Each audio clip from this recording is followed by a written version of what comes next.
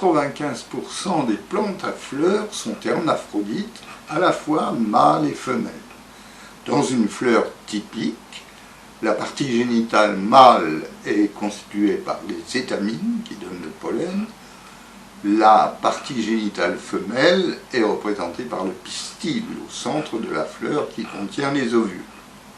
C'est Sébastien Vaillant, jardinier en chef du roi Louis XIV, qui a fixé cette terminologie dans son discours sur la structure des fleurs, qui date de 1717. Les 5% de plantes qui ne sont pas conformes au modèle de Vaillant sont très intéressantes.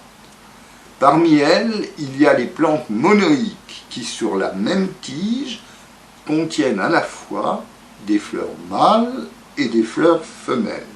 Par exemple, le chêne a des chatons de fleurs mâles et on voit à côté les fleurs femelles qui, après fécondation, donnent les glands, les fruits du chêne.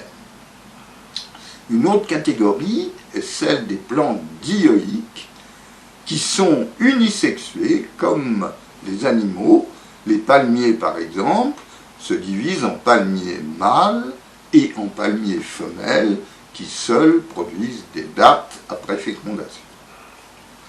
Darwin a étudié l'évolution des plantes et il était très irrité parce qu'il ne trouvait pas l'origine des plantes à fleurs. Il disait que c'était un abominable mystère.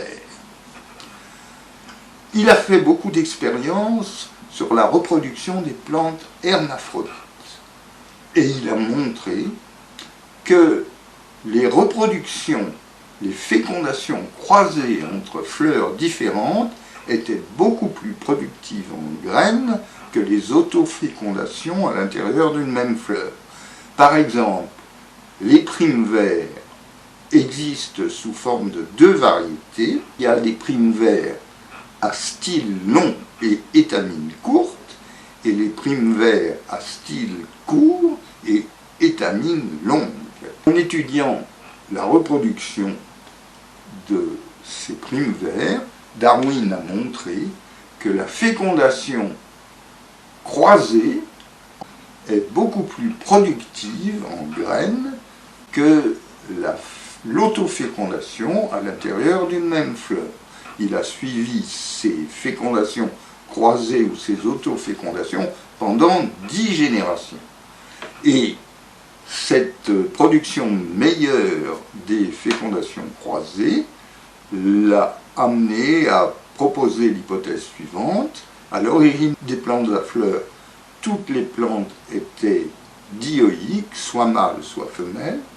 Puis une première fusion s'est produite qui a donné les plantes monoïques, contenant sur la même tige des fleurs mâles ou des fleurs femelles, et une dernière fusion entre les ancêtres des plantes à fleurs aurait donné les fleurs hermaphrodites, à la fois mâles et femelles.